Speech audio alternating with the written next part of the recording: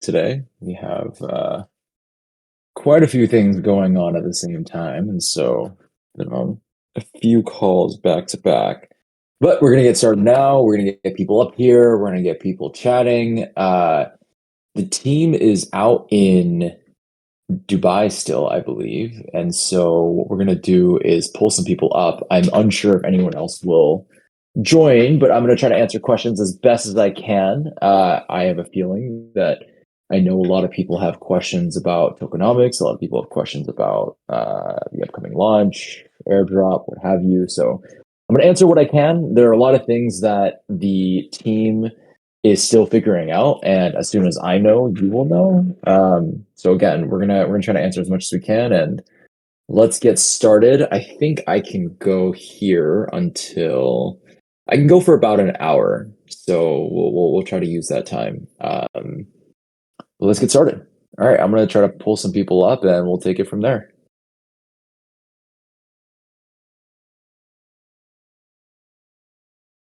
Hit invite to speak on a bunch of people. Don't all talk at once.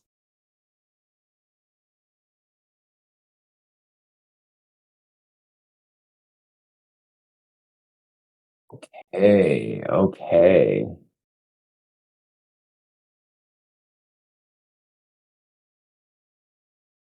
All right, let's get started. Who wants to go first? Hello, Um, hello. Sh- uh, do you want to go first, me? yeah, Unleash. Go on, go on. Sure, you can. Okay. So I just have. So good evening, guys. So I only have two questions.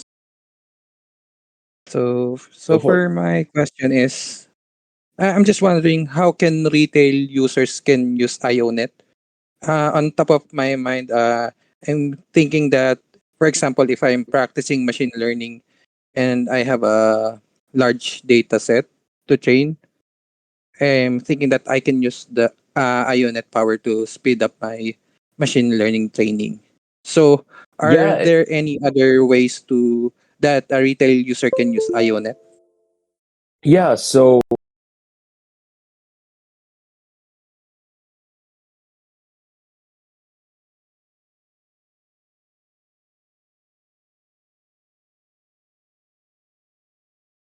so you could run a cluster, you could deploy workload, and then of course, depending on what kind of device you have, you could also connect a GPU. Obviously, it's a GPU marketplace, so you know what we've sort of seen in the last couple of months, right? Is there's been a lot of enterprise GPU interest in being on the network and providing capacity, and so because it is a marketplace, if there's a lot of enterprise capacity that onboards, it might be harder for retail users to make the network dynamics work out. But you can participate on both sides of the network. Okay, okay, that's great.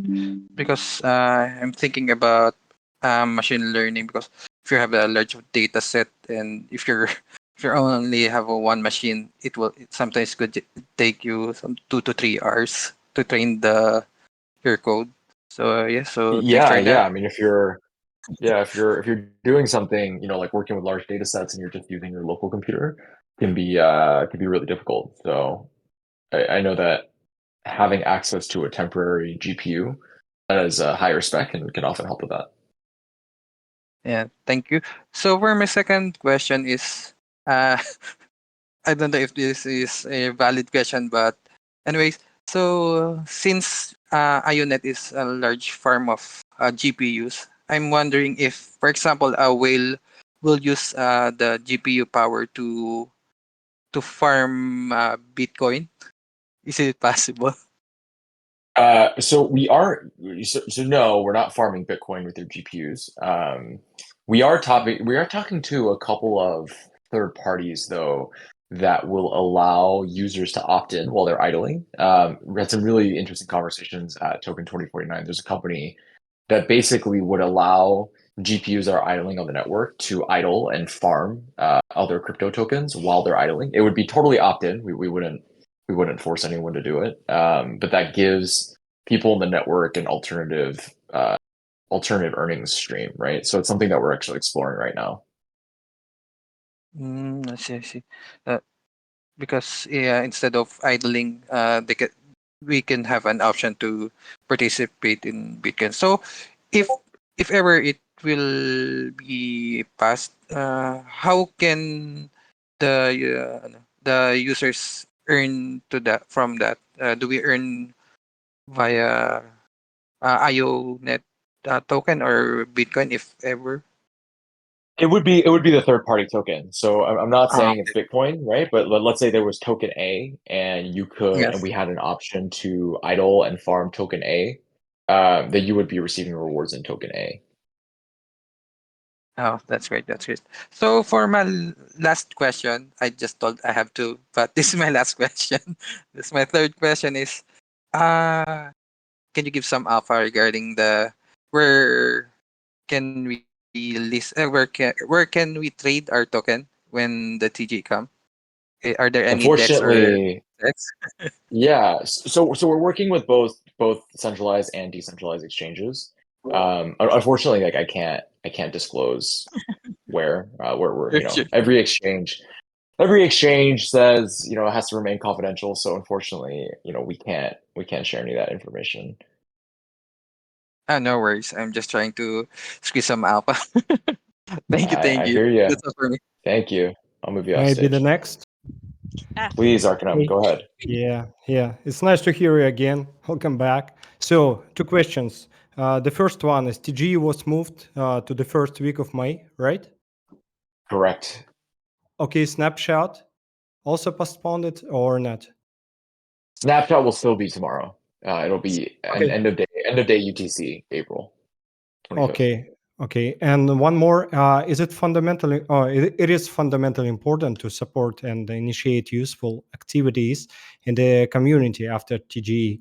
Are there any plans to create ambassador program? So After TGE, yeah. okay, so I see where you're going with this. So we are unlikely to do another social or engagement based airdrop. It's highly unlikely, right? So after the snapshot on April 25th, our goal is to focus on core network growth, right? Which is sort of worker supply and demand growth as well as staker growth. Obviously, there are very real incentive mechanisms, right? Alongside participating in staking and supplying for community members. This is also a good opportunity for me to mention, right? I've said this before. I've said this a lot of times, but I know people are going to be mad at me anyways. That the rewards program is heavily, heavily, heavily weighted towards workers, right? There is a Galaxy program. We do have the Discord roles. These are for non-network based engagement because not everyone has a GPU. But again, just be very, very blunt, right? Reward programs and incentives are designed to support network growth, which means that it is there for the workers, right? It is not there to provide our goal is to not create a reward system where people can farm on social engagement or Discord activities or things like that, right? The roles existed for kind of like discretionary rewards. We created Galaxy as a very like lightweight way to get people involved, but at the end of the day, the project exists to supply compute, and we have to align incentive mechanisms with that. Otherwise, the project will be unsustainable, right? So, just one more time, there the rewards program is heavily weighted towards incentivizing network growth. After TGE, we will be setting up a DAO grant structure. I fully expect that we'll be able to support and incentivize community initiatives. Like we've done a few meetups, we've done a few events, right? Like we can continue to do these things. But you guys have all seen projects where they just inflate tokens and give them out for nothing. that's not what we're here to do. So I just want to make that very clear. I got it. Thank you. Have a nice day, Right. everyone. Can I go Thank next? you. Of course. Yeah, because before the question gets lost with other information, I got hooked up on that. What do you call that tea about being able to farm third-party tokens because you mentioned it's another option for the workers to earn something while they're idle. But our tokenomics also mentions about the availability rewards. As long as someone Mhm. stakes a minimum of 100 IO, um, will that be adjusted once that third party mining is in place? And will the stakers also earn something? So that's These are actually one question I thought of after that information you gave. these are great questions. So I think that the specific economics of how third-party mining would relate to staking, totally to be determined. We don't have enough information about what third-party mining economics would look like. Generally, but I can generalize. Generally speaking, you know, I'm not one of the founders, but the founders are, as you guys know, the founders are Muslim, and they believe very strongly in shared rewards and shared penalties.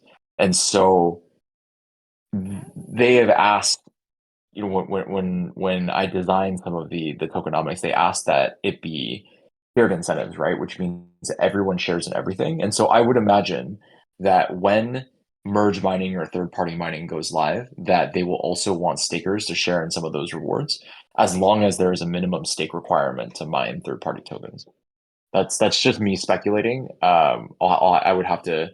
I imagine that we'd have to decide that with the founding team once this gets implemented.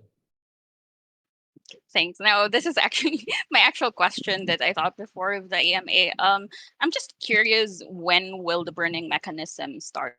Because it's already mentioned there that the slashing and burning will happen as soon as the workers are, live. Mhm. But based on our tokenomics, all of the fees that's earned from, the hiring and everything else will go through um, the what you call it, the budget, but will be used to and burn the IO token. So I'm just curious, 100% of those fees will go for the burning mechanism, and when will it start? So my expectation is that, and again, I I'm not on the technical team, and so I am sort of relaying information that I get from them and from the founders. But my understanding is that we will have staking live 2 to 3 months after launch. There's a couple of reasons for this. One, there's development work to be done, and two, if we're going to require minimum stake, I think that it's reasonable to give people time to accumulate that stake before it's required. Uh, Burning would be implemented at the same time as staking and these other mechanisms. Got it. Thank you. That's all for me. Cool, thank you. Hello? Uh, can I go So, next? Or? Steve. Okay, go next. Okay, thank you. My question is, can we know the issue on the whale market on a not supported launch by the IO team? And also, Yes. okay, Yeah. thank you. Thank you. What's the second? Yeah. Let me take these one at a time. So I I just want to make it very clear that Whales Market is a permissionless pre-market and points marketplace. We have no problem with what they've done, right? Like that's how it works. Um, the reason why we have to post that it's not officially supported is because it isn't officially supported, right? They're not they're not trading the real token. You're trading kind of like a future IOU on the token, and there are risks involved with that, right? So again, personally, I think Whales Market is a really cool product. I've used it before. Um, my my kind of a recommendation, right, is that people who want to get involved in trading on Whales Market, whether it's IO or another token, just understand the risks involved, understand the way that the network or the platform works, and exercise caution, right? With all things, exercise caution. We've seen a lot of fake listings already, right? You guys have seen a lot of fake tokens floating around out there, and so we posted that to make sure that people were just being careful. Like I don't want anyone to get scammed or rugged or anything like that. Okay. My real question is, after the TGE, will the workers rate will be changed? Because I'm a meme creator and I'm not a worker. I'm just planning to be a worker. Sorry, I missed the beginning of that question. Okay, I'll repeat. After the TGE, will the rate of the worker will be changed?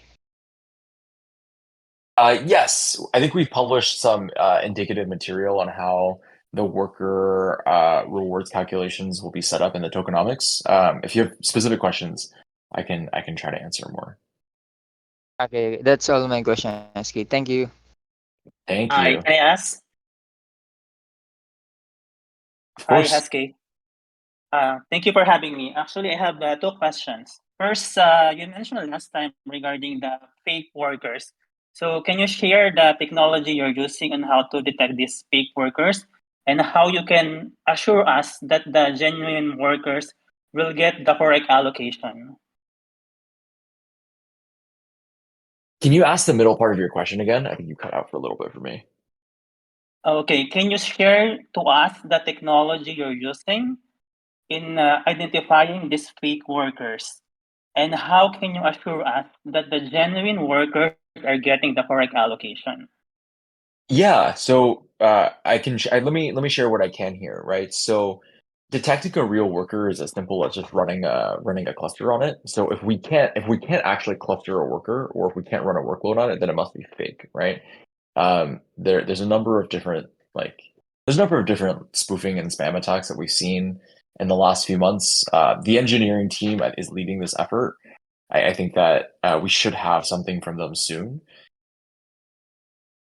But for us, right, proof of compute is the easiest way to detect whether or not a worker is real. Like if you can't actually run a worker, then it's typically fake. Is there any KYC verification in the future? No, I mean we want to stay away from KYC where we can, right? At the end of the day, Web3 is all about building a kind of permissionless, trustless system, and forcing KYC would be very, very, very kind of last option for us. We're currently in the process of building something called IOID, which is an Mhm. extension of the login that you guys have experienced today, and we're going to try to use IOID as well to prevent Sybil. Okay. So my second question is, I'm running a worker on an Apple device, and I'm idle since I started it because I'm having an Apple device. So now it's okay because I'm getting an allocation for the airdrops. My question is, how about after airdrops? What's the plan for Apple devices? If I stay as idle, can I still get a reward for that? So there will be availability rewards. In the tokenomics, just to make things very, very clear, the team has called idle rewards availability rewards. There will still be a portion of the emissions that are allocated for all devices while idling or remaining available.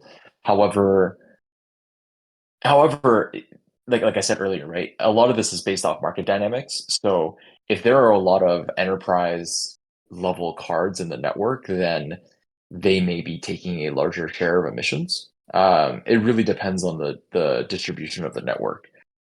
Apple devices are Apple devices are not as powerful as some of the enterprise grade cards, right? Like an A100 or H100. So I wouldn't expect them to have the same level of rewards, but certainly they will still have a share of emissions. Okay, thank you for your answer. That's it. Thank you. Thank you. All right, can I go next? Please. Yeah. Hi, Hashi. Can you hear me well? Is everything okay? I can. Okay, awesome. So we can see that more and more GPUs are coming to work. How do you plan to onboard them and find a working solution? That's my first question. So as I mentioned, there's been a lot of work going into the network in terms of stabilizing it for demand. what I understand from the tech team is that we are ready to roll out the new platform by TGE. They've been ready. We pushed the TGE a few days, and so they've had a bit more time to work. We're gonna continue to at least for me, right? Like I'm gonna continue to stay on them so I can understand what's kind of going on, and I can share with you guys the latest information. Once the new Awesome. platform is rolled out, yeah, once the new version of IONET is rolled out, I think we're going to start aggressively onboarding demand and customers and hopefully grow that utilization. Thank you. That answers my question. And the second one is like, will the unclaimed airdrop rewards be burnt, or you're planning to allocate them to the ones that claim the airdrop? We will recycle them and use them to grow more workers over time. That's awesome. And the last one is, how do you feel when all the hard work that you put throughout the years and months comes to an end and the TGA is super close?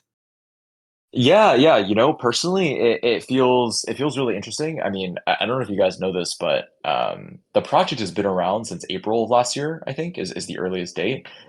But I have not, me personally, I have not been around that long. I joined the company officially a little bit over 2 months ago. Like I joined in February, and so for me, it's all moving really, really quickly. It's very exciting. But I know that the founders, right, Shadid and some of the folks who maybe you guys haven't met, I know they're very, very excited, and I'm extremely happy for them.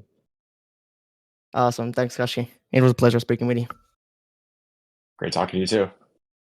Who's next? Can I go next? Please. Hello? You hear me? Hello, hello. Yes, I can. Sorry. So I've seen many projects with their token and their use cases. I'm just curious on what will be the future unique use case of IO.net token, or is there anything that will make IO.net token unique from the others? I mean, IO.net and sort of these decentralized DPINs, right, are building things that are very, very, very new and unique to crypto. The token itself is really used as a incentive mechanism, a universal payment token, and also a collateralization or insurance token. Those are kind of the base utilities within the network. There will be other things that I think the team has planned to do with the IO token that are interesting, but I haven't seen a lot of concrete sort of development around that yet. For me personally, right? Again, like this may be something that is built by us or built by a third party. I'm very interested in DePIN and DePIN finance, and so I think there's like this really interesting opportunity for liquid staking tokens to become really big in the ecosystem, and this opportunity for merge mining to be something that we see more of, where users are mining multiple networks, securing multiple networks, staking multiple networks, and then engaging in DeFi activities with the liquid staking tokens. Whether that happens in the short term or medium term, I'm unsure, but I'm generally just super excited that's an opportunity for IONET. Oh, okay, sir. That's all my question. Thank you for answering my question. Have a good Thank day. you. All right, we've got time for some more questions. Please. How does iOS partnership with Render contribute to iOS over? If ever, how would the partnership with Aether affect IO as a company? Yeah, so it's all about availability of supply, right? So IO is both a DePIN as well as a DePIN of DePINs. And again, things are generally just so early in how we think about these economics. But if you are running your own DePIN and you have a competitor DePIN and you guys don't cooperate, then what ends up happening is both DePINs need to constantly compete on whose rewards are more attractive, right, for the user. And that can cause increased costs for the DePIN. It can create opportunity costs for the workers because you have to choose where you want to go, right, where you want to work. Our cooperation with Render and Aether demonstrate that through merge mining, which is this opportunity for a GPU to exist on one network but also participate in a second network, users actually get better outcomes, and we get to lower our user acquisition costs, right? Because instead of acquiring all the supply first party, we can actually cluster and aggregate supply from other networks as well. Oh, okay, that's all my question. Thank you. Thank you. Can I Who's go next? next? Please. All right. So I have one comment and one question for you. My comment is on the KYC. You really want to stay away from KYC because that would make you a data owner and a data processor, and you're going to fall under the jurisdiction of GDPR and all the other, bureaucratic garbage that's out there. And it's just going to make your game completely very complicated. So if you can stay away from being a data processor and data owner of sensitive data, that would be great. That's my comment from practical experience. And my question to you is, I already asked you that question last time about your interaction with the Solana folks and the validators. I mean, Solana is congested as it is right now. I want to say it's broken, but I'm just probably not the place to say that. So my question to you is, has anything changed on your interaction front with Solana since the last time we talked? And do you think Solana is better prepared to take on the project? Because I mean, we will break it for TG. That's a given. The question is it going to stay broken further down? Because we are probably going to, just our project alone is going to probably double their traffic, and they can't seem to cope with it as it is. So what are your thoughts on that?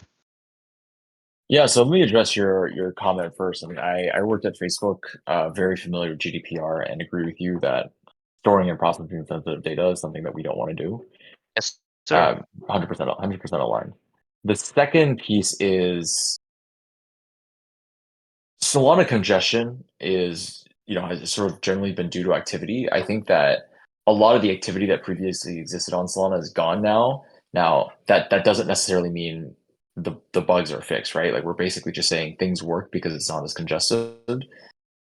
I don't know if there's a single chain out there that has sort of demonstrated the same capacity under real load, right? I mean, everyone has TPS, everyone's done stress tests, but it's hard to argue with the fact that Solana today is still one of the more scalable chains. Now, it's not perfect, right? There's a lot of challenges and things that they need to fix, but I feel the same about most blockchains. The only way that we can sort of guarantee no congestion is to have our own block space, and that's something that we're working towards as well, right? We're very early, but we do have plans to build our own chain, and we do have plans to have our own customizable and sovereign block space, which should help solve a lot of congestion issues. We've done a ton of work just testing and trying different chains, different VMs, different ecosystems, and we have a good sense, right? We know that we really like Move. We like Move VM. Specifically, we like Aptos Move VM. We also like a lot of the security that's offered by Ethereum, and so there are some things that we're looking at right now to kind of combine the best of both worlds. All right. On creating your own chain, I just want to caution you not to follow the path of Helium, which started with their own chain. They spent obnoxious amount of money and resources to create a functional Helium chain just to abandon it last year and move to another common chain. And since I have you here, there are some questions in the chat from the Japanese community, so you can take a look. But that's really it from me. Thank you very much, sir, and I'll see you on the flip side. Thank you. Appreciate the questions. Can you hear me? Yes, I can. Yeah. So I have two items. So one is a comment or feedback. So for the first one, in IONet, so instead of using a location which is based on country to country, so I would suggest using availability zone like Europe one or Asia one and stuff like that. So this will help the users with their high availability, and also this will benefit the other workers, so they can be hired as well while maintaining a fault tolerance system. And then my question is, do you plan on having a managed service? So instead of deploying a cluster on your own, which is I think most of the people are not very familiar with. So do you plan on launching a managed service, which is just launching like Jupyter notebooks or training interference and some processing runs. So yeah. Appreciate the question and the comment. On the comment side, we can't do things purely based on availability because you have to consider like sort of latency, depending on what kind of workload you're running, right? For example, if you're running an inference workload, then location does matter, not just availability. But I agree with you, right? I mean, generally speaking, if location is not a determining factor in the performance of whatever workload someone is running, then they should just be looking for cost, availability, and speed. On your question, which I'm blanking on it now. Wait. So, managed service. Yes, we actually already do offer a managed service. So this entire time we've been onboarding enterprise companies on a managed service model. It's obviously not as scalable and not as interesting for us, but we do it because many enterprise companies just don't want to handle or learn about decentralized clustering, which I understand. What's interesting is that the revenue that we make off the managed service today is actually not really surface in the Explorer. So we're working on fixing that and connecting the two businesses to make it a bit more transparent. But we do have a reasonably healthy managed service business too. All right. Thanks for asking my question. Hello. Of course, who's next? How's it going? Hello. Sir, I have a question. So we all know that a lot of members here are tier 1 and tier 2. So my question is, does tier 1 and tier 2 can also get some allocation on coming TGN? And how do you know, guys, if the accounts are dummy or bots? Yeah, so I mentioned this before, right? And again, no matter how many times I say it, I'm sure people are going to be mad at me anyways. But Galaxy and Discord roles are not large portions of the airdrop. They're going to be small. Tier 1 and tier 2 especially will be like negligibly tiny, right? Think about it from the perspective of like a DEX protocol or something, right? Like DEX protocols don't typically reward Discord activity, right? Because you want to do things on chain, you want to provide liquidity, you want to swap, use the tools, whatever, right? Like you use Jupiter as a good example. We provided like very, very, very small allocations of rewards for Discord roles in Galaxy, simply because we knew that not everyone could provide a worker, and so we wanted people to find some way to be involved, right? Obviously, being in Discord and doing Galaxy roles is helpful, but it's not directly beneficial to the growth of the network from a technical perspective. And so, again, I'm just going to say it again: the allocation is going to be tiny. I don't want people to build up their expectations for social engagement based airdrops. It's not good for the longevity of the project. Okay, thank you. Oh, That's all. hello. Sorry. Hey, how's it Hello. going? Fine, thank you. I'd like to raise the issue of the responsibility associated with a service that makes a powerful resource available to everyone. I mean, judging by Hollywood movies, when you purchase a firearm, a license is required. But AI has the potential to be far more dangerous than any firearm, right? So do you somehow monitor what people are going to cook on GPU clusters? Is there any regulatory compliance involved on national or international basis? And what's your stance on this in general? Thank you. Yeah, so let me tell you what the company does, then I can give you my personal thoughts. So the company does not monitor workloads. We do restrict some sanctioned regions from providing computer access and compute, but otherwise, the whole point of a decentralized physical infrastructure network is that you have censorship resistance and open accessibility, right? The beautiful thing about blockchain is that it provides, a public ledger, and it's immutable, and provenance is easy to prove. So no, that's basically the extent to which we'll enforce as a company. Now, my personal thoughts on this are, a lot of people say that Bitcoin is used to money launder and buy drugs and fund terrorism, right? Because it's quote unquote anonymous money with borderless, no oversight transaction. Yet the US dollar, right, and real currencies are probably used to fund more criminal activities than any other currency, because crypto is traceable and paper money is not. And so, generally speaking, like my personal perspective on this is that blockchains tend to incentivize more transparent behavior, right? Because you know that it's traceable, whereas real world currencies and activities are less traceable. So obviously there's some part of like psychology here, but I think we have to try and balance providing something that is decentralized, openly accessible, right, and sovereign, while at the same time putting in place things to prevent bad actors. It's a very fine balance.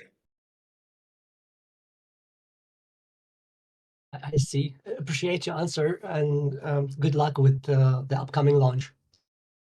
Hershke, I have one more question, and there's a lot of people asking, are there specific requirements for the wallet to ensure there are no problems during the airdrop? For example, like a minimum balance of Solana or number of transactions? No, there's no requirement for that. I mean, let's be honest, right? Like if people are putting a receiving wallet in for work or an airdrop, they're typically using a clean wallet. I know I do, just for safety purposes.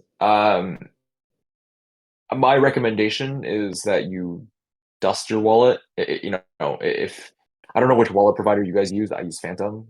Phantom does not Same. load wallets that are empty, right? So if you switch computers or update Chrome and you try to import your wallet using your seed phrase, and you don't have your secret key, you will lose all the wallets that have no activity. So unless you save your key, you may lose those wallets, right? It's happened to me before. So I always just say dust your wallets. It's one of the safer things that you can do. So you don't have to have any balance of Solana, right? No, you don't. Okay, thank you. If that changes, I'll let you guys know.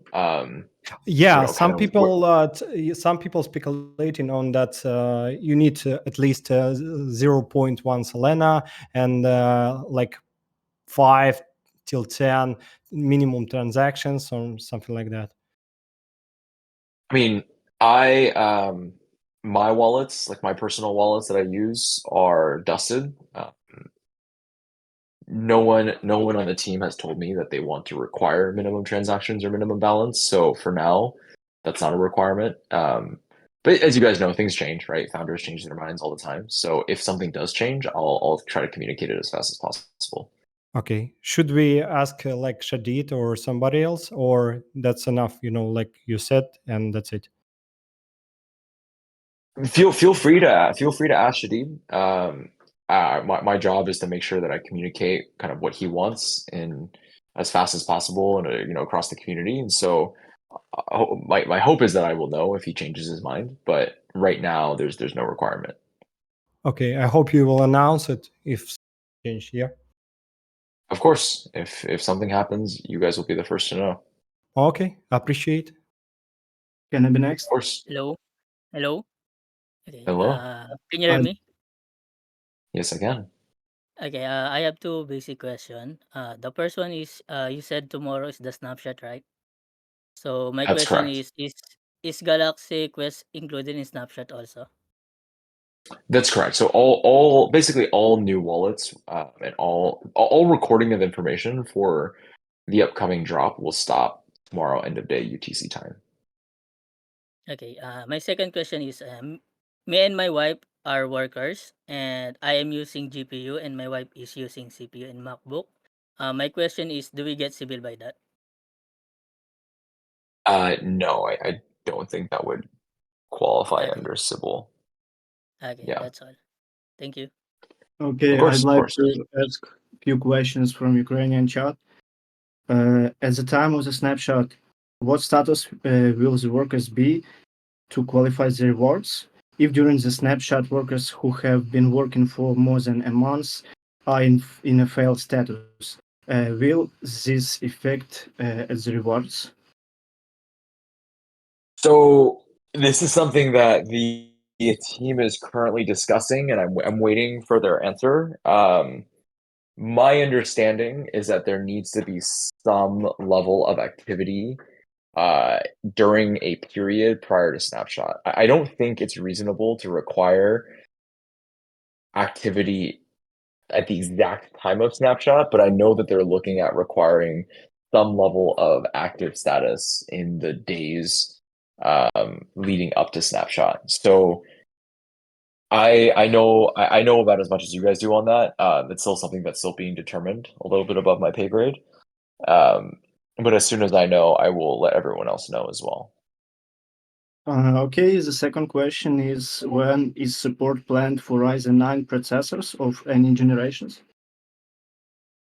Uncertain. I think that AMD chip support for the near future is still limited, just given the demand that we're seeing for NVIDIA chips specifically. That being said, I know that the team is working on some like Web3 infrastructure work that I'm personally really interested in. And so we will kind of stay tuned on where that goes. But we'll make announcements on expanding support to some of these Ryzen chips as soon as we possibly can.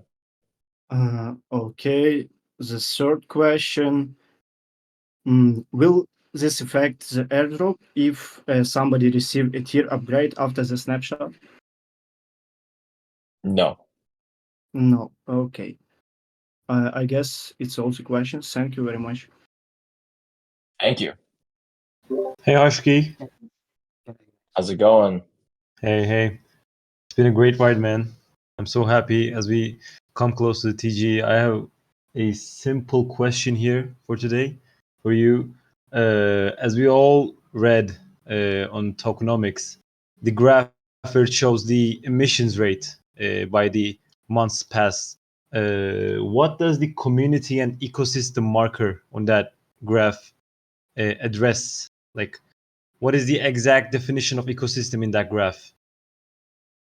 So there's a community bucket, then there's an ecosystem at R&D, right?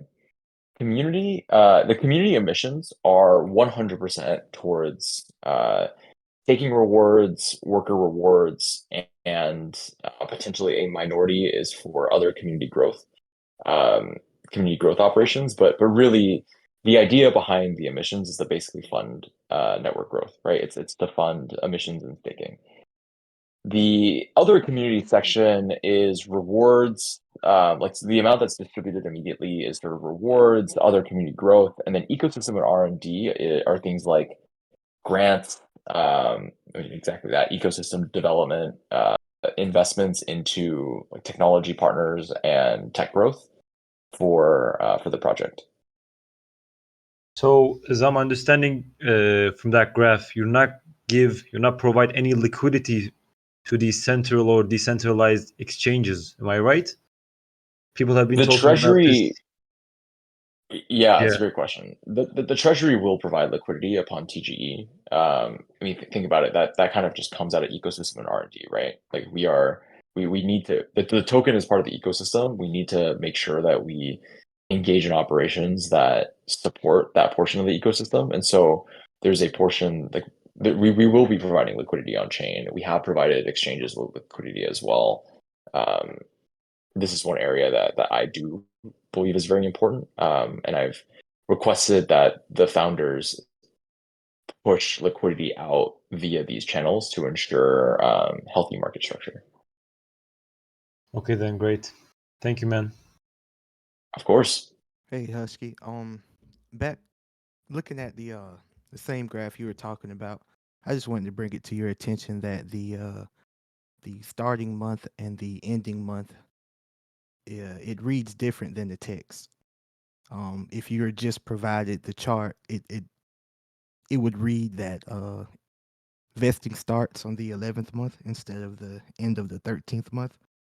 And I just wanted to, yeah, and the ending month too. Like it's just like everything needs to be pushed back just a couple months, and that's just going off the 20-month intervals you provide at the bottom. That of the graph. is a good catch. I'm looking at this right now. I think the designer maybe made a mistake with the x-axis. Oh, I see. Yeah, I suppose it's kind of hard to read because it's on a 20-month interval. I guess it could read as the 13th month, but it's really hard to tell. Let me ask them to take a look at this. It could just be the scale, like makes it look a little funky, but I could see how that's confusing. Yep. if you scroll up in what is it? Core contributors channel, I took a screenshot and I just drew arrows to where it would make sense. But that's just, if you care to look at it. But that's really all I wanted to bring to your attention. Yeah, you're looking at the 13th month. Oh, wait a second. Where you pointed the arrows, that is the 30 Yeah, that's like something the month, 30. right? Yeah. The red one is where you guys have it, and the green one would align more with the 36-month date. Oh, I see. Because the scale is funky, right? Because it should Yeah. be right now it's at Yep. 33, but it should be at 36. Should be past the halfway point. Okay. Right. Yeah, let me talk to the design team. I think they maybe just screwed Gotcha. up Well, I the just wanted to bring that up. That's all. No, I appreciate it, man. Hey, how's it going? Yeah. Hello, good evening. Quick question. Can I ask a question? Okay. I'll Yeah, go yeah. ahead to Alano. Yeah. Okay. I'll go first, bro. Okay. Ash, I have several GeForce RTX 2060s laying around from mining ETH 3 years ago.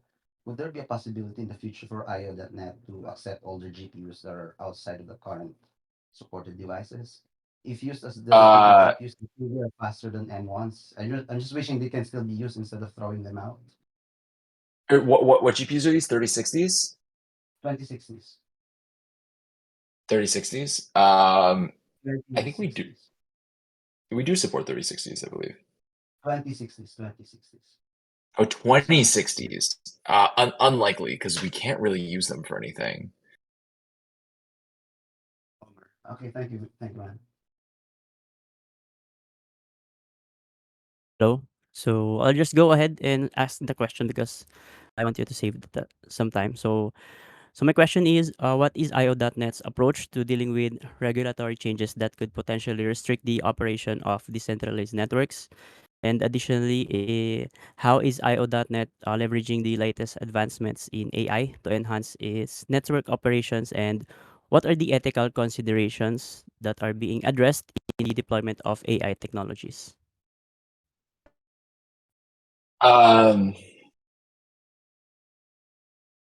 So I think the thing that there's a lot going on, but the thing that I'm personally most excited about is kind of the serverless inference product that we're working on.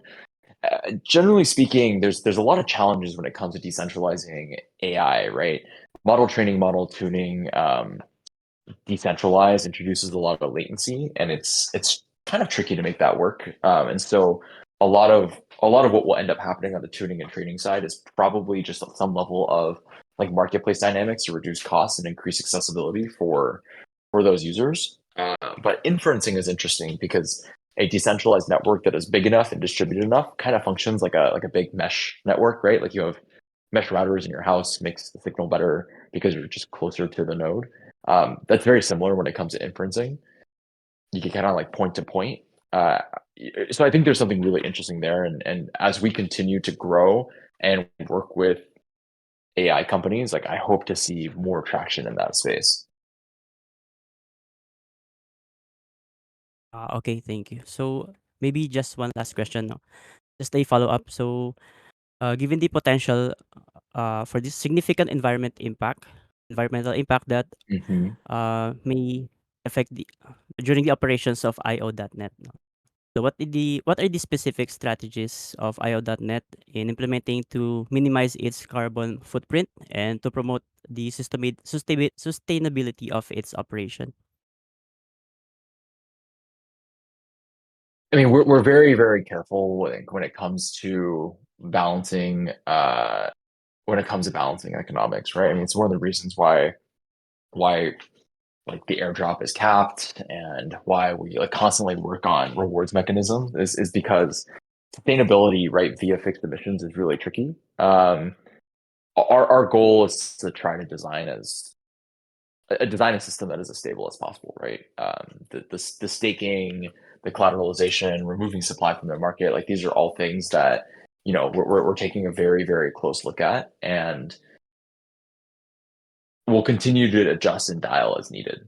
So stay tuned, right? We're constantly dialing things to make sure that they make for sustainable tokenomics in the ecosystem. I know that that can be really, really difficult for a community here, right? That things can change, but especially with DePINs, they're a very novel portion of Web3 right now. Still, everything is so fairly new. And so what we're trying to do is build a system that, you know, has value accrual for everyone and remains sustainable for as long as possible. Okay. Thank you, Ashki. Thank you. Of course. Thank you.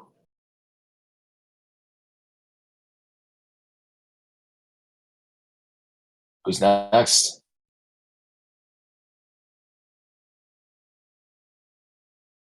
We actually run out of questions for once?